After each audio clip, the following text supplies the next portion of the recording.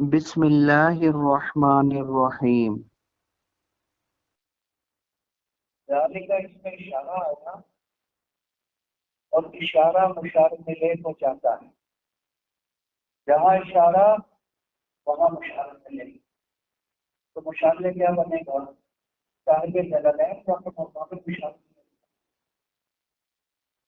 میں نے کہا تھا اپنے ضابطے کے مطابق کرتے ہیں صاحب جلالین، جہاں اجمال ہوگا تفصیل کر دیں، اشارہ آیا مشالے نہیں اس کی تفصیل کر کے مشالے کو بیان کر، جہاں اشکال ہوگا اس کو دور کر، جہاں کوئی مشکل لگ جائے گا اس کی وضاحت کر دیں۔ اشارہ ہے، اللہ تعالیٰ نے مشارہ لے کر نہیں فرمایا، ضرورت تھی اس کی وضاحت کی، تشریح کی، اس کو بیان کر دیا۔ ذالک الحکم المذکور، یہ الحکم المذکور یہ مشالے بن گئے۔ یہ جو پیچھے حکم ذکر کیا گیا ہے نا مقتول کے سلسلے میں، یا قصاص یا عفو معافی، یہ دو حکم آگے تھے نا، دونوں میں سے کوئی ایک کام کرنا ہے، یا قصاص یا معافی۔ کہنے لگے یہ جو اختیار دیا ہے، یا یہ کر لو یا یہ کر لو، ذالک کا تخفیف ہے، اس میں سہولت ہے۔ سہولت کیوں ہے؟ اگر ایک ہی حکم ہوتا کہ یہ ہی کرنا ہے، صرف قصاص ہی لینا ہے دیت نہیں، یا یہ ہوتا دیت ہی لینی ہے قصاص نہیں، اگر کوئی ایک حکم قطعی اور یقینی ہوتا اس میں سختی ہو جاتی، اس میں تخفیف نہ ہوتی۔ ذالک تخفیف، اس میں سہولت آ گئی، یا یہ کر لو اگر اس میں سہولت محسوس ہوتی ہے قصاص، یا یہ کر لو اگر اس میں سہولت ہوتی ہے تو معافی، تخفیف آ گئی یا نہیں آ گئی۔ اور اگر ایک یقینی ہوتا جیسے کہ یہود اور نصارہ پر تھا، ان کے لیے یہ سہولت نہیں تھی، نہیں، ان کے لیے ایک حکم قطعی اور یقینی تھا۔ یہود کے لیے کیا تھا؟ قصاص ہی ہوگا، اس کے علاوہ کچھ نہیں۔ اور یہاں یا یہ سہولت آئی یا نہیں آئی؟ اور کہاں سے آئی ہے؟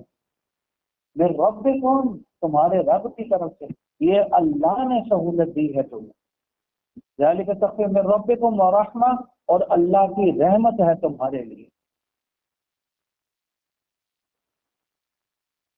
ذالک الحکم المذکور من جواز القصاص والعفو عنہ علی الدیۃ، یہ جو شیئین آگے ہیں، یہ جو حکم پیچھے یہ تھا نا مقتول کے ساتھ، یا قصاص لے لو یا دیت، یا یہ جو اختیار دے دیا ہے نا، یہ اختیار تخفیف تسہیل من ربکم علیکم، تمہارے رب کی طرف سے سہولت ہے تمہارے لیے، اختیار دے دیا، ٹھیک۔ اور رحمت بکم، اور اللہ کی رحمت ہے تمہارے لیے، کیوں؟ حیث وسع فی ذلک، کہ اللہ نے اس میں وسعت رکھ دی، یا یہ کر لو یا یہ کر لو، یا قصاص لے لو یا دیت لے لو، وسعت آ گئی یا نہیں آ گئی؟ اور وسعت میں نرمی اور سہولت ہے یا نہیں؟ وَلَمْ يَحْتِمْ وَاحِدًا مِّنْهُمْ، ان میں سے کوئی ایک پکا نہیں کیا، ختمی نہیں کیا، قطعی اور یقینی نہیں کیا۔ اگر ایک تو قطعی کر لیتے، کما ختم علی اليہود القصاص، جیسے کہ یہود کے دل میں قصاص قطعی اور یقینی تھا، ان کو اختیار نہیں تھا، اور عیسائیوں کے لیے دیت قطعی اور یقینی تھی، وہاں قصاص نہیں لے سکتے تھے، اس میں اختیار نہیں تھا، لہذا سہولت نہیں تھی، ہے تخفیف نہیں تھی۔ یہ تمہارے لیے ہے، ذالک تخفیف من ربکم، یہ تمہارے لیے سہولت ہے، یا یہ کر دو یا یہ کر، یہ اللہ کی رحمت ہے، اللہ نے وسعت دے دی، اللہ نے سہولت دے دی۔ فمن اعتدى بعد ذلك، پر جو شخص کوئی زیادتی کرے، کیا مانا؟ ہم نے تو سہولت دے دی نا، یا یہ کر لو قصاص لے لو، یا کیا کر لو معاف کر دو دیت لے لو، تو جو شخص زیادتی کرتا ہے اس سلسلے میں، اس سہولت کے بعد بھی زیادتی کرتا ہے، کیا زیادتی کرتا ہے؟ زیادتی یہ کرتا ہے پہلے معاف کر دیتا ہے، میں قصاص نہیں لیتا، قصاص کو معاف کر دیتا ہوں اور میں دیت لیتا ہوں، معاف کر دیا تو فمن اعتدى بعد ذلك کا مشابہ چاہیے بعد ذلك العفو، اس معافی کے بعد اگر حد سے تجاوز کرتا ہے، کیا تجاوز کرتا ہے؟ کہتا ہے معاف نہیں کرنا۔ کوئی میں کہا بیگم سے ملاقات ہوئی، اس نے کہا تو عجیب آدمی ہے، وہ اپنے باپ کے قاتل کو معاف کر دیا، کہتا نہیں کیا، میں قصاص نہیں لوں گا، یہ زیادتی ہے، یہ حد سے تجاوز ہے۔ فَلَهُ عَذَابٌ أَلِيمٌ، ایسے شخص کے لیے فمن اعتدى، جو زیادتی کرتا ہے، حد سے تجاوز کرتا ہے، اس کے لیے دردناک عذاب ہے، دنیا میں بھی عذاب ہے اور آخرت میں تو دردناک عذاب ہے۔ دنیا میں کیا عذاب ہے کہ جب اس نے قصاص معاف کر دیا تھا تو قصاص معاف ہو گیا تھا، اب قصاص لینا جائز نہیں تھا، اس کے بعد اگر اس نے اس کو قتل کر دیا ہے تو وہ پھر معصوم الدم تھا، غیر معصوم الدم نہیں تھا، کیونکہ قصاص سے ثابت ہو چکا تھا، نہیں تھا۔ اب اگر قتل کیا تو اس قتل کی وجہ سے اس کو قتل کر دیا جائے گا، یہ دنیا میں عذاب آ، اور اس سے زیادتی کی یا نہیں کی؟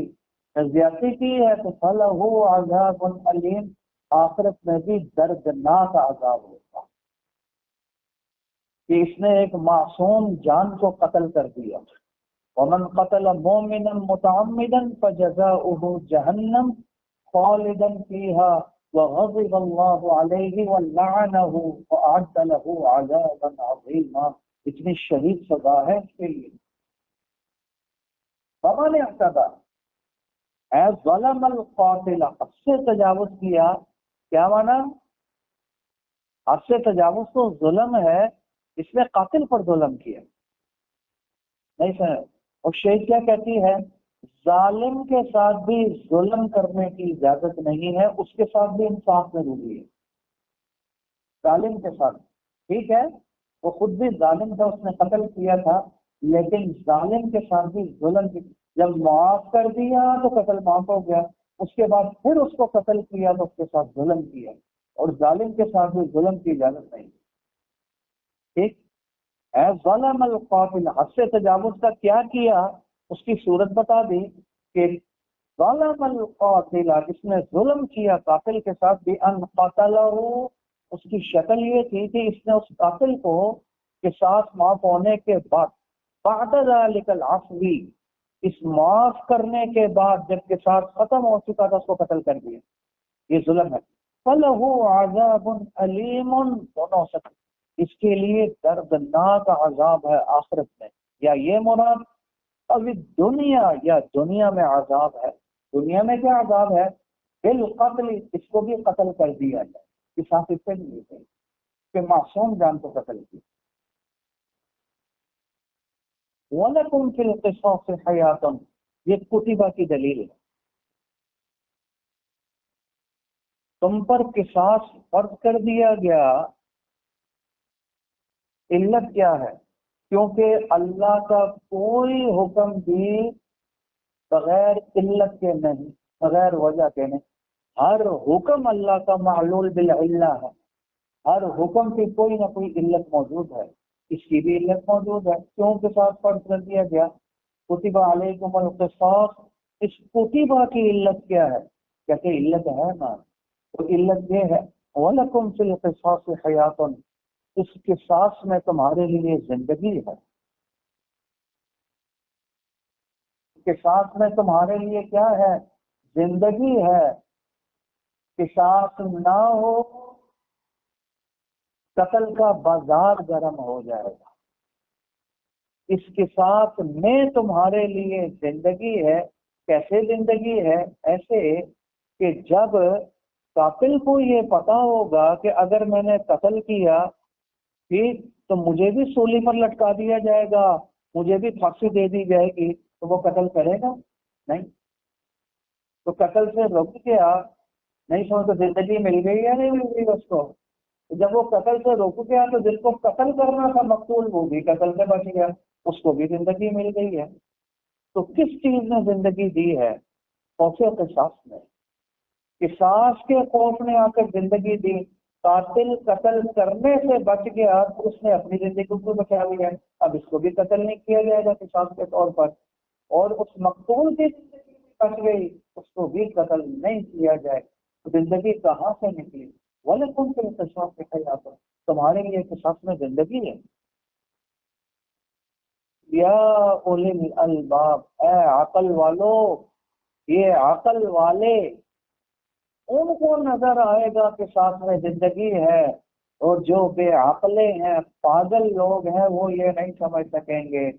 آج بھی پوری دنیا کفر، یہ یہود یہ نصارہ یہ شور کرتے ہیں پوری دنیا میں، ہم نہیں مانتے اس قانون کو، آنکھ کان کاٹنے والے قانون کو، اور آپ کو بندے کو پھانسی دے دیتے ہو، قتل کر دیتے ہو، یہ بڑا ظلم ہے، ہم نہیں مانتے۔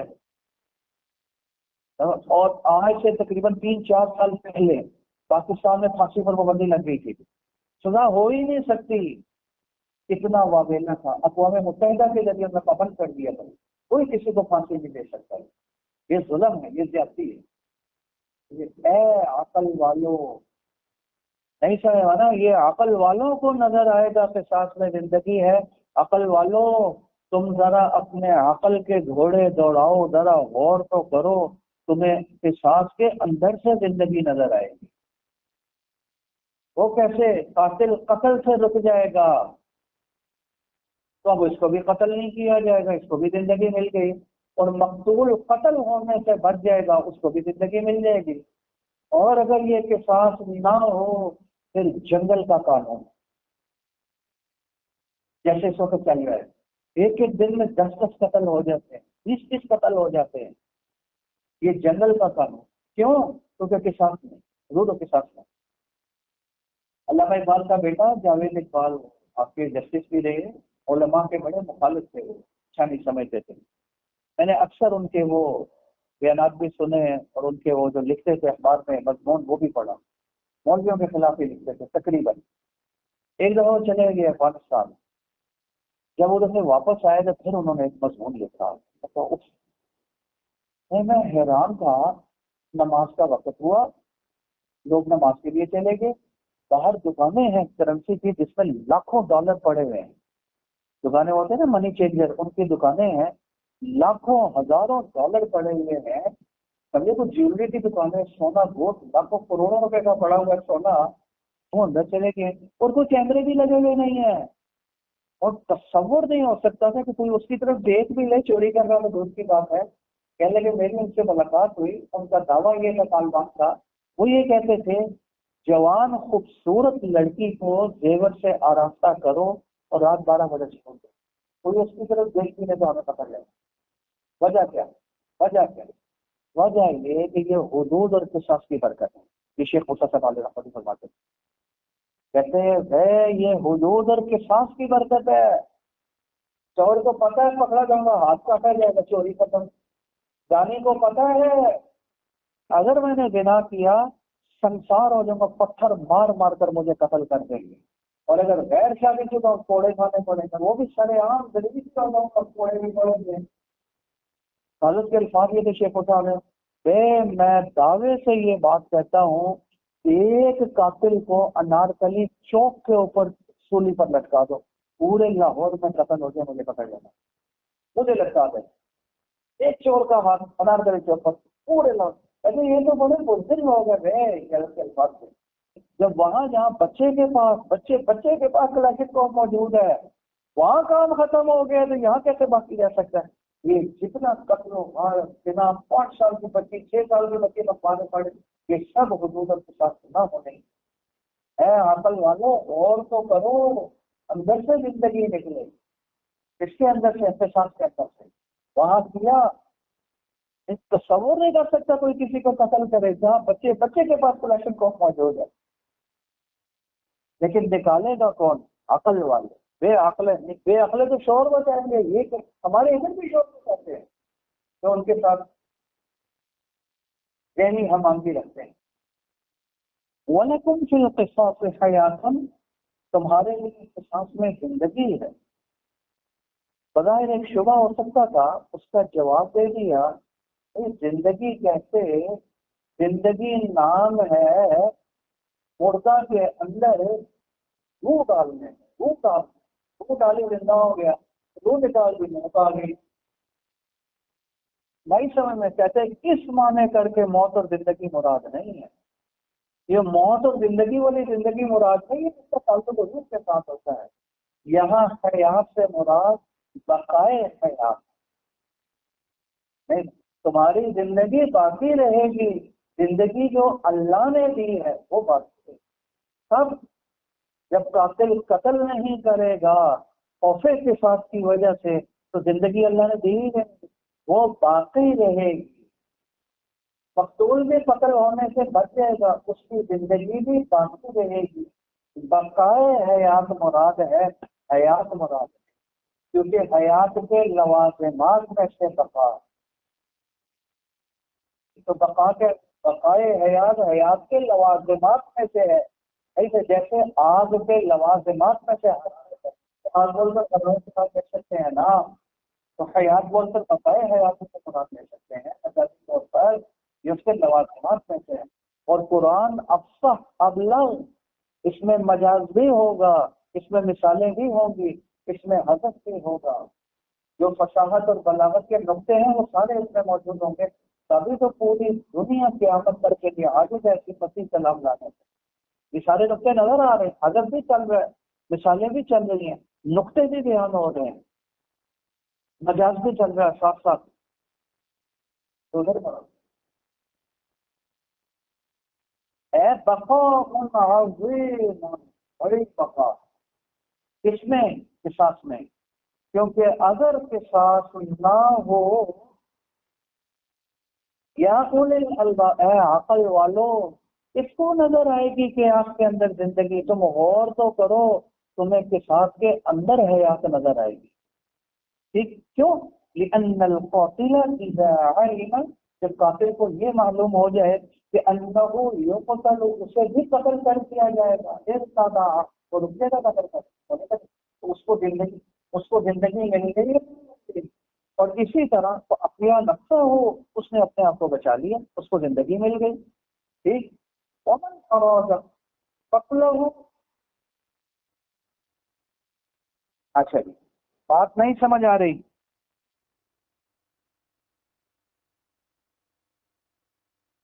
اور جس کو وہ قتل کرنے کا ارادہ رکھتا تھا، ومن اراد قتلہ، جس کو قتل کرنے کا ارادہ رکھتا تھا، جو مقتول بننے والا تھا، اس کو بھی زندگی مل گئی۔ یہ کس نے زندگی دی ہے؟ کون سی چیز زندگی دے رہی ہے؟ خوف قصاص۔ یہ خوف قصاص نہ ہوتا تو پھر جس کی لاٹھی اس کی بھینس ہوتی ہے۔ وہ کیا فیصل کے بارے میں سنا غالباً، وہ متحدہ، یہ وہ ہیں جو چوروں کے ہاتھ کاٹ دیتے ہیں، یہ وہ ہیں جو تلواروں سے گردنیں اڑا دیتے ہیں۔ وہ قوم متحدہ نے کہا تو اس کے اوپر یہ اعتراض کیا گیا، اس نے پھر جب تقریر کی، اسی لیے تو اس کو قتل کروا دیا تھا، شہید کروا دیا تھا۔ اس نے جب تقریر کی، اس نے کہا میں وہی ہوں کہ چوروں کے ہاتھ کاٹ دیتا ہوں اور جو قاتلوں کو کی گردنیں اڑا دیتا ہوں، میں وہی ہوں۔ لیکن ذرا دیکھو میرے پورے سال میں کتنے قتل ہوئے ہیں، کوئی 5 یا 7 قتل پورے سال میں، اور یہاں ہر دن کتنے زنا ہوئے ہیں، ادھر دیکھ لو، کتنی چوریاں ہوئی ہیں دیکھ لو، پورے سال میں تو 4 5 10 ہو گئے ہوں گے، تو 10 چوریاں ہو گئی ہوں گی، تو 4 زنا ہو گئے ہوں گے، نہیں سر؟ اور تمہارے ایک دفعہ کہتے ہیں امریکہ میں لائٹ چلی گئی تھی، ہزاروں لاکھوں کیس رپورٹ ہوئے تھے چوری کے، وہ تھوڑی دیر کے لیے لائٹ چلی گئی تھی۔ یہاں دن میں سینکڑوں زنا ہو جاتے ہیں، قتل ہو جاتے ہیں، چوریاں ہو جاتی ہیں، ڈکیتیاں ہو جاتی ہیں۔ یہ ہمارے سامنے مثال پاکستان کی موجود ہے۔ کیوں؟ قصاص میں نہیں سمجھ میں آئی، حدود اور قصاص میں، اس وجہ سے نہیں، تو اس میں زندگی ہے، لیکن نظر کس کو آئے گی؟ عقل والوں کو، ہر شخص کو نہیں۔ اسی لیے فشرع لکم، یہ علت ہے کتب علیکم القصاص کی، کیونکہ اللہ کا کوئی حکم بغیر علت کے نہیں، بے وجہ نہیں، اس کی کوئی وجہ موجود ہے۔ وجہ کیا ہے؟ اس میں تمہارے لیے زندگی ہے، اور کیسے زندگی ہے وہ بھی ذکر کریں گے تمہارے سامنے۔ سمجھ آ رہی ہے؟ مشہور عالم اس لیے تمہارے لیے مشروع کیا گیا ہے کیونکہ اس میں تمہارے لیے زندگی ہے. لعلکم تتقون، یہ علت اللہ نے بیان. کیا علت ہے مشروعیت قصاص کی؟ قصاص کو کیوں مشروع کیا گیا؟ فشور علیکم، اس کی علت کیا ہے، اس کی وجہ کیا ہے؟ تاکہ تم بچ جاؤ قتل سے. تتقون کا معنی بچنا ہوتا ہے نا، تو قول کیا نکالیں گے؟ تتقون القتل، قتل سے بچنا. ورنہ جنگل کا قانون، ورنہ جس کی لاٹھی اس کی بھینس، دن میں 10 قتل ہو جائیں گے جیسے اس وقت ہو رہا ہے. آ رہی ہے نہیں آ رہی سن؟ اس لیے کسان بچی تھی. مخافت الفوض، کیوں بچ جاؤ گے قتل سے؟ اوکے قصاص کی وجہ سے کسان بچی. کتب فرض علیکم اذا حضر احدکم الموت اسبابہ، یہ نئی چیز آ گئی. قصاص ختم، اب وصیت تمہارے ذمہ اکثر دی جائے، نئی چیز آ گئی. بظاہر ماقبل کے ساتھ جوڑ نہیں، لیکن باطن جوڑ ہے. اور دونوں جوڑ نکل ہے. جوڑ کیا ہے؟ جوڑ یہ ہے پہلے بھی حکم کتب علیکم نہیں، احکام شرعی بیان ہو رہے ہیں نا، پہلے بھی حکم شرعی، اب پھر حکم شرعی، وہ بھی کتب علیکم القصاص، یہ کتب علیکم الوصیہ، وہ بھی کتب، یہ بھی کتب، وہ بھی حکم شرعی، یہ بھی حکم شرعی. جوڑ ہو گیا یا نہیں ہو گیا؟ یہ جوڑ نہیں، جوڑ موجود ہے. وہ بھی کتبہ، یہ بھی کتب، وہ بھی حکم، یہ بھی حکم. کتبہ ایفوربا، کیا کرینہ ہے کہ یہاں کتبہ فرضا وہ اعلیٰ کرینہ ہے. کتبہ ایفوربا علیکم اذا حضر احدکم الموت، جب تمہاری موت آ جائے اس وقت وصیت کرنا فرض ہے. پھر شبہ تھا، صاحب جلال رحمہ اللہ اپنے ضابطے کے مطابق چل رہے ہیں اور شبہ کا جواب دے رہے. شبہ کا تھا اذا حضر الموت، کیا مانا؟ موت آ جائے تو مرنے کے بعد وصیت کرنی ہے، تو مرنے کے بعد تو بول ہی نہیں سکتا تو وصیت کیسے کرے گا؟ اور ظاہری معنی کیا ہے؟ اذا حضر الموت، جب موت آ جائے یعنی مر جائے، اس کے بعد وصیت کرنا فرض ہو جاتا ہے. نہیں تو موت کے بعد تو بول ہی نہیں سکتا، تو کیسے وصیت کرے گا؟ تو معنی بن ہی نہیں سکتا. اس کا جواب دے دیا، یہاں موت سے مراد اسباب موت. جب اسباب موت آ جائیں، موت کی علامات نظر آنا شروع ہو جائیں، مرض الموت لاحق ہو جائے، اس وقت وصیت کرنا فرض ہو جاتا ہے. ٹھیک، یہ شروع اسلام میں حکم تھا، بعد میں یہ منسوخ ہو گیا. ابھی یہ وصیت کرنا فرض نہیں، میں بھی بتا دوں. اے اسباب، شبہ کا جواب آ گیا یا نہیں آ گیا؟ وصیت کرنا فرض ہو جاتا ہے کب؟ جب اسباب موت آ جائیں، جب یقین ہو جائے، غالب گمان ہو جائے موت کی علامات ظاہر ہونا شروع ہو گئی ہیں، اس وقت کتبہ فرض علیکم. کیا فرض ہے؟ نائب فاعل کیا ہے کتبہ کا؟ الوصیۃ، پیش لائن وصیت فرض ہو، وصیت فرض ہو جاتی. لیکن کب؟ ان آگے شرطیہ، ان ترک خیرا، اگر خیر چھوڑا ہو. کیا کہا؟ اب خیر کا معنی عام ہے، خیر مطلق ہر قسم کی نیکی کو بولتے ہیں. تو ہر قسم کی نیکی میں تو وصیت نہیں چلتی. بات چل رہی ہے وصیت کی، یہاں خیر سے مراد مال ہے. حالانکہ خیر عام تھا، ہر قسم کی نیکی کو شامل تھا. یہاں مجازی طور پر کیا مراد لے لیا گیا؟ مال. اگر مال چھوڑا ہو پھر وصیت فرض ہے. جب مجازی طور پر مال لے لیا تو مجاز کے لیے تو کرینہ چاہیے، بغیر کرینے کا مجاز نہیں لے سکتے. تو کہتے ہیں کرینہ موجود ہے. وہ کیا کرینہ ہے؟ بات چل رہی ہے وصیت کی، اور وصیت کا تعلق مال کے ساتھ ہے، ہر قسم کی نیکی کے ساتھ نہیں، اس لیے مال مراد ہے.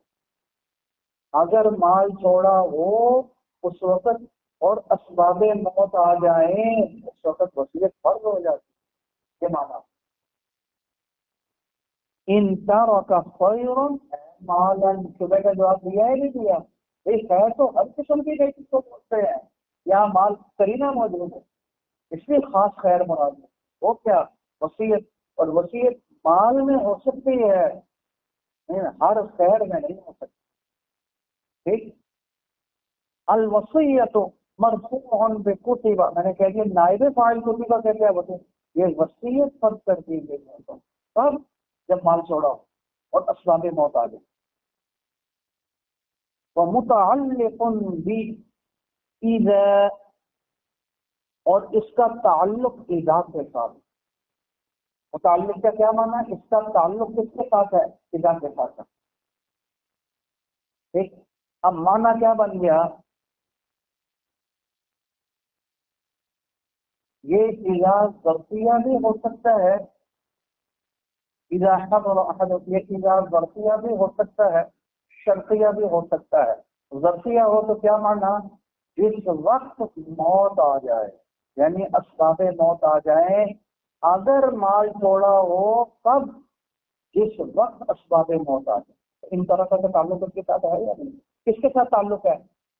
جس وقت، کیا معنی کیا اذا شرطیہ وقت، ظرف ہے نا، ظرف مکان زمان دونوں نہیں سمجھ میں؟ جس وقت مال چھوڑا ہو اس وقت میں، یہ مانا ہوگا مال چھوڑا ہو اس وقت میں جب موت آ جائے، اسباب موت آ جائے۔ نہیں سمجھ میں آئی تو پھر کیا ہوگا؟ الوصیت، وصیت فرض ہو گئی۔ تو ان طرح کا تعلق کس کے ساتھ ہے؟ مال چھوڑا ہو اس وقت میں موت آ جائے، اگر مال چھوڑا ہے تو وصیت فرض ہو گئی، یہ تو ظرف ہو گیا۔ نہیں سمجھ میں؟ تو یہ شرطیہ بھی ہو سکتا ہے۔ اگر ظرف کے لیے ہو تو ظرف تو جزا کو اور جواب کو نہیں چاہتا، وہ تو بات ختم ہوگی۔ لیکن اگر شرط کے لیے ہو تو شرط تو پھر جزا کو چاہے گی، پھر جزا نکالنی پڑے گی۔ کیا کہا؟ اس کا تعلق اذا کے ساتھ ہے، امکانت ظرفیت، اگر یہ ظرف ہے۔ وَدَالٌ عَلَى جَوَابِهَا إِنْ كَانَتْ شَرْطِيَّةً، اور اگر اذا کو کیا کرو، شرط کے لیے مانو، تو پھر یہ کیا ہو جائے گا؟ پھر یہ جو ان طرف خیرا الوصیہ ہے، یہ دال علی الجزا بن جائے گی، کیونکہ شرط تو جزا کو چاہتی ہے، تو جزا تو نہیں ہے اذا کی۔ تو کیا معنی ہو جائے گا؟ اگر موت، اسباب موت آ جائیں، اگر، یہ اگر کس کا معنی کیا؟ اذا کا، شرطیہ بن گیا نا؟ نہیں سمجھ میں آئی؟ تو پھر فَلْيُوصِ، اس کو چاہیے کہ یہ وصیت کر دے، امر کا کیا، یعنی وصیت لازم ہو جائے۔ یہ فَلْيُوصِ جو جزا نکالی ہے، اس کا قرینہ کیا ہے؟ کہتے ہیں اس کا قرینہ موجود ہے، دال علی الجزا موجود ہے۔ وہ کیا؟ ان ترک خیرا الوصیہ، اگر اس نے ان ترک خیرا، اگر اس نے مال چھوڑا ہے تو وصیت فرض ہے۔ تو ان ترک خیرا الوصیہ، یہ جو وصیت ہے یہ دلالت کر رہی ہے کہ اذا حضر کا جواب فَلْيُوصِ نکالنا چاہیے، پل یشرب نہیں، پل یاکل بھی نہیں، اس کا تو کوئی تعلق ہی نہیں ہے اس کے ساتھ۔ تو کیا بن جائے گا ان طرف فیض الوصیہ دال علی الجزا، پل یوسی اس کے مناسب جزا نکالو۔ تو وصیت کی بات چل رہی ہے تو پل یوسی ہی نکالو نا۔ اچھا جی، وَدَالٌ عَلَى الْجَوَابِ إِنْ كَانَتْ شَرْطِيَّةً، اور اگر یہ اذا شرطیہ ہونا تو ان ترک خیرا الوصیہ، یہ کیا بن جائے گا؟ یہ دال علی الجزا بن جائے گا۔ تو کیا معنی ہو جائے گا؟ وہ جواب ان محذوف، پھر یعنی شرط کا جواب کیا ہو جائے گا؟ محذوف ہو جائے گا۔ وہ کیا ہے؟ فَلْيُوصِ، انہوں نے نیچے نکالا ہے نا، اذا حضر احدکم الموت فَلْيُوصِ، اگر موت، اسباب موت آ جائیں تو پھر اس کو چاہیے کہ یہ وصیت کرے، یہ عبارت بن جائے گی، وصیت فرض ہو جائے گی۔ کس کے لیے وصیت کرے؟ میں کہتا وصیت فرض ہے، شروع میں فرض تھی وصیت، کس کے لیے وصیت کرے؟ للوالدین، والدین کے لیے، کیونکہ ابھی تک وراثت کے احکام تو نازل نہیں ہوئے تھے، تو اس سے پہلے وصیت کرنا فرض تھا۔ پھر مال تقسیم کرنا کیسے کریں گے؟ آیت وراثت تو ابھی تک نازل ہی نہیں ہوئی تھی، کہتے والدین کے لیے تھے۔ قریبی رشتہ داروں کے لیے کرو، بالمعروفی اے بالعدلی، معروف ہے نا انصاف کے ساتھ کرنا، کسی کے ساتھ زیادتی نہ کرنا۔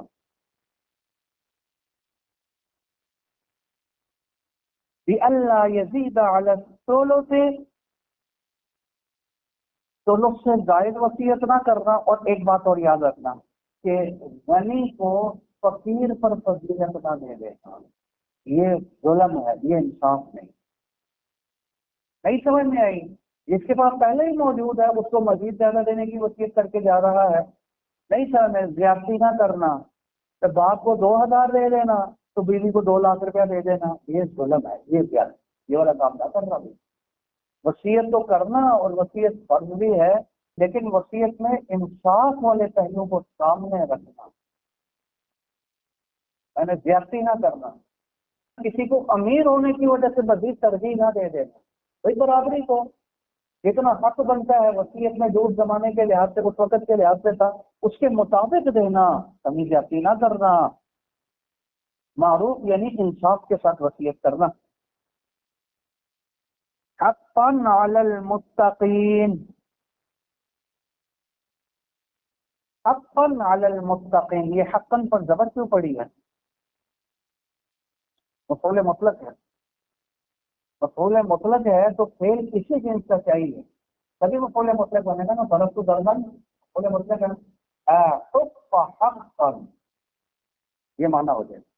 یہ اور مفعول مطلق تاکید کے لیے آتا ہے نا، یہ پکی بات ہے، یہ کچی بات نہیں ہے۔ وصیت بھی کرنا اگر مال چھوڑا ہو، اور جب اسباب موت آ جائے اس وقت وصیت کرنا۔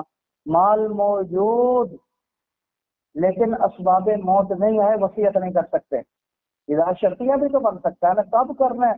شرط یہ ہے مال بھی ہو، کیونکہ اگر مال نہ ہو تو پھر ہوا میں وصیت تو نہیں کرے گا نا، یہ اس کو دے دو، یہ اس کو دے دو، یہ تبھی کہے گا جب مال موجود ہو۔ مال بھی موجود ہو تب وصیت۔ اور دوسرے نمبر پر کیا ہے؟ اسباب موت ہوں تب وصیت ہو، کہ اسباب موت ہوں نہ ہو، مال ہو پھر بھی وصیت نہیں کر۔ یہ جو پیچھے والا مضمون تھا، مصدر مؤکد لمضمون الجملۃ قبلہ، ما قبل جملے کے مضمون کی تاکید کے لیے آ رہا ہے یہ حقا۔ جملہ کیا تھا؟ اسباب موت آ جائیں اور مال موجود ہو، وصیت کرنا فرض ہے۔ کہنے لگے یہ بات جو ہے نا، یہ جو مضمون اور مفہوم نکل رہا ہے، یہ پکی بات ہے، قطعی بات ہے، یقینی نہیں۔ حقا، یہ یقینی بات ہے، اس میں شک کی گنجائش نہیں، یہی ہوگا۔ لیکن یہ پکی بات کس کے لیے؟ جو اللہ سے ڈرتے ہیں۔ مفعول معطوف ہے، متقین اللہ، جو اللہ سے ڈرتے ہیں۔ جو اللہ سے نہیں ڈرتے بلکہ اللہ ہی کو نہیں مانتے، نہیں سمجھ میں آئی، وہ اس پر عمل نہیں کریں گے، ان کے لیے پکی بات ہے۔ کس کے لیے؟ جو اللہ سے ڈرنے والے، ان کے لیے پکی بات ہے، شک کی گنجائش نہیں ہے۔ اور جو شرارتی لوگ ہیں وہ تو اس میں شک ڈالیں گے، جیسے آج بھی میڈیا کا کتنے اینکر، کتنے لوگ موجود ہیں جو گڑبڑ کر جاتے ہیں اللہ کے احکام میں۔ وہذا منسوخ، کیا مانا وصیت فرض ہے؟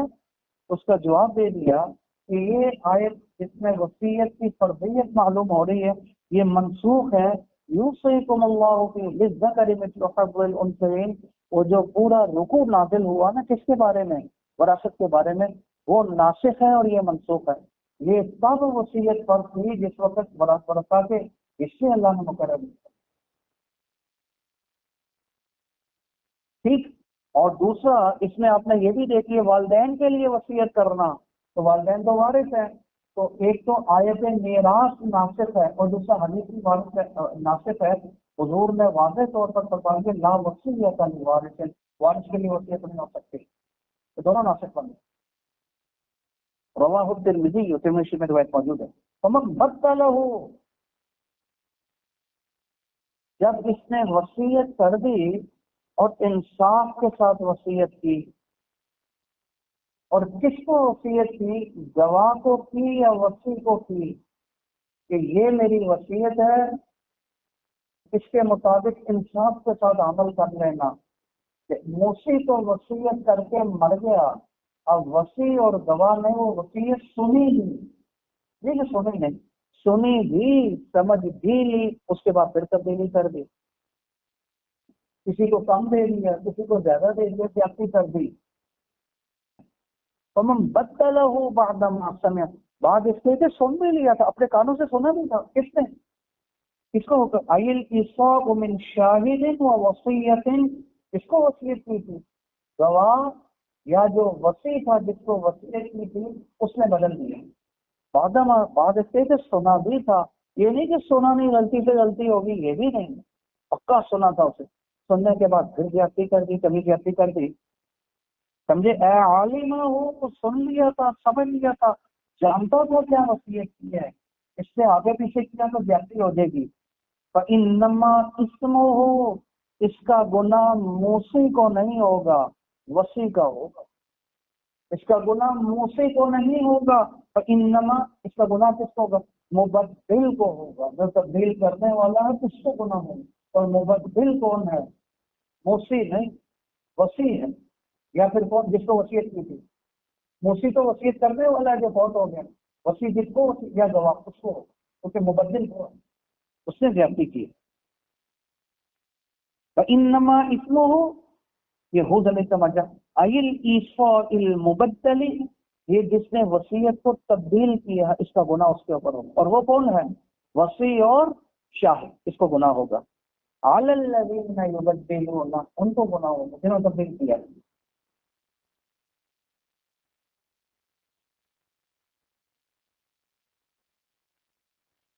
اچھا، فمن بدلہ، یہ بدلہ کو ذکر کر دیا. تو جب بدلہ کا ذکر کر دیا، ایک چیز جب ذکر کر دی جائے اس کے لیے ضابطہ یاد رکھنا ہے، دوبارہ اس چیز کا ذکر آئے گا تو ضمیر کی شکل میں آئے گا، اس میں ظاہر کی شکل میں نہیں. یہ خلاف فصاحت. فمن بدلہ میں بدلہ کا ذکر آ گیا نہیں ہے تو علی الذین، اس کا گناہ علی الذین یبدلون، اس کی ضرورت نہیں، علیہم آنا چاہیے تھا. اس کا گناہ ان پر ہوگا. کس پر؟ من بدلہ پر. مرجع آ گیا، اس میں ظاہر موجود ہے، دوبارہ ذکر آ رہا ہے، ضمیر کی شکل میں آنا چاہیے، اس میں ظاہر ذکر کر دیا، خلاف فصاحت ہے.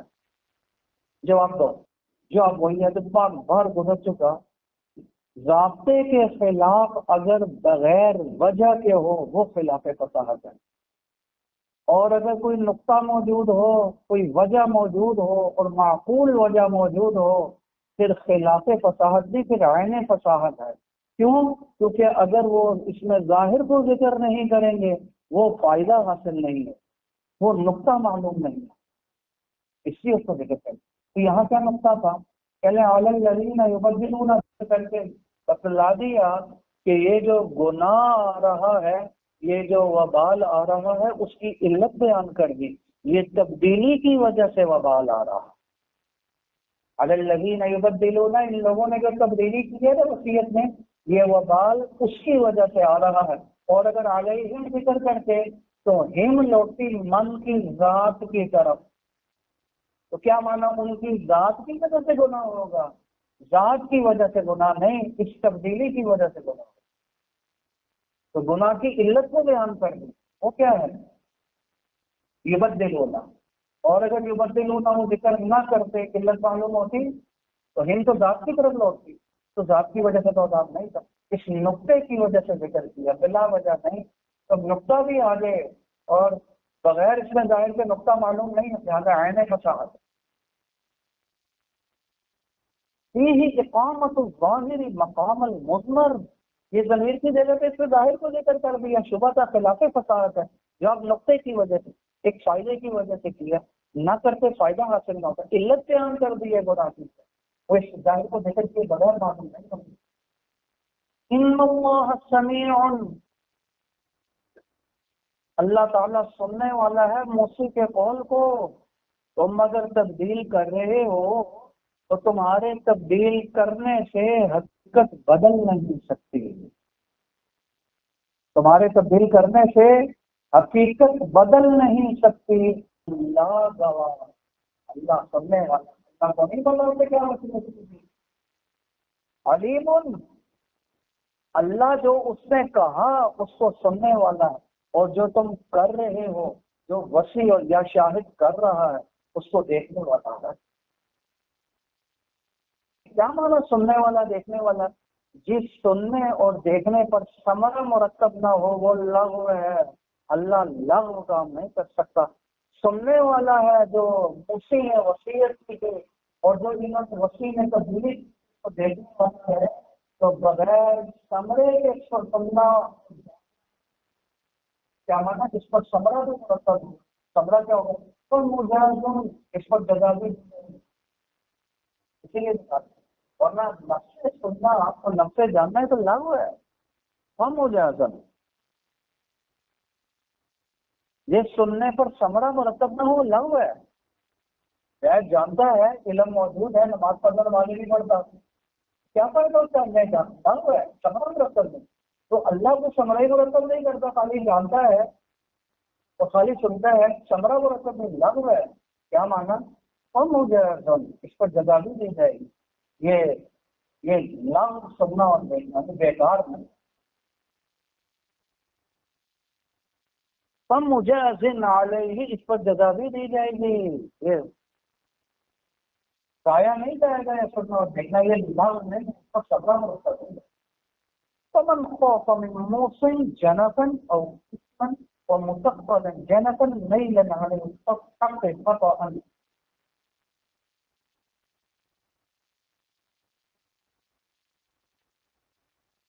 یہ تو کوتاہی اگر کس نے کی، وسیع نے کی، موسی نے نہیں کی، اس نے تو انصاف کے ساتھ وصیت کی تھی، تو جو مبدل ہے اس کو گناہ ہوگا، موسی کو نہیں۔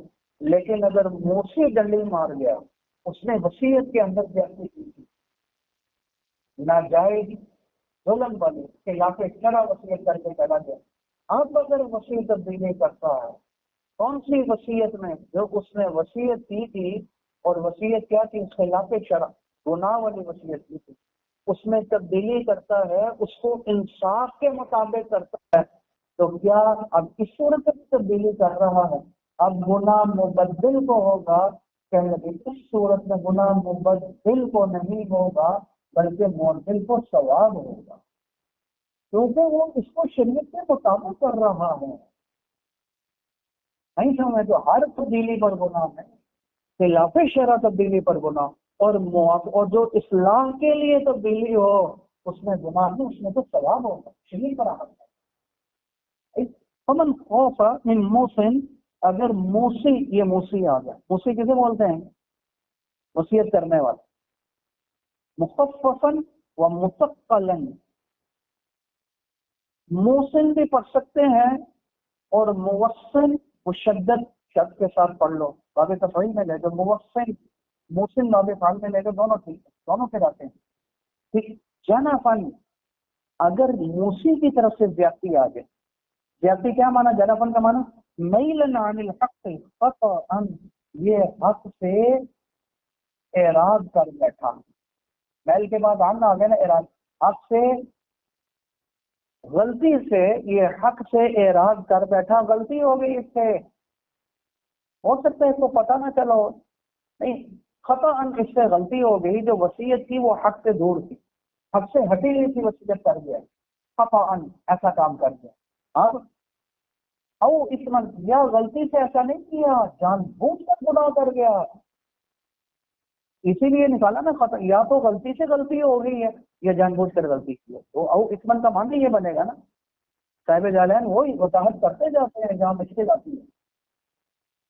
کیا مانا؟ گناہ کا گناہ تبھی ہوگا جب جان بوجھ کر زیادتی کرے، بِأَن تَعَمَّدَ ذَلِكَ بِالزِّيَادَةِ عَلَى الثُّلُثِ، ثلث سے زائد وصیت کر کے چلا گیا، زیادتی کر کے چلا گیا، ٹھیک۔ یا زیادتی کیا تھی کہ غنی کی تخفیف کر کے چلا گیا، مثال کے طور پر غنی کو دے دینا یا زیادہ دے دینا، فقیر کو کم دے دینا، یہ زیادتی ہے، اور جان بوجھ کر زیادتی کی، گناہ والی وصیت کی کس نے؟ موسی نے۔ فَأَصْلَحَ بَيْنَهُمْ، اب وصی شاہد اس کی اصلاح اگر کر دیتا ہے، مصالحوں کے درمیان جن کی وصیت کر کے گیا تھا، بین الموسی والمصالح، کس کی اصلاح کرتا ہے؟ موسی جو وصیت کرنے والا، مصالح جس کے لیے وصیت کی، ان کی اصلاح کر دیتا ہے، اور عدل اور شریعت کے مطابق تقسیم کرتا ہے۔ اصلاح کیسے کرتا ہے؟ بالعدل، انصاف کے ساتھ۔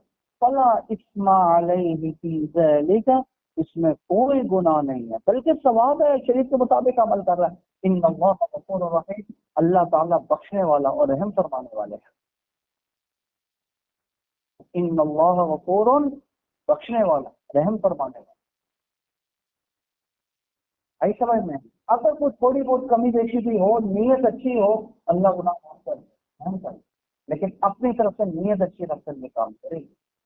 ان اللہ غفور رحیم۔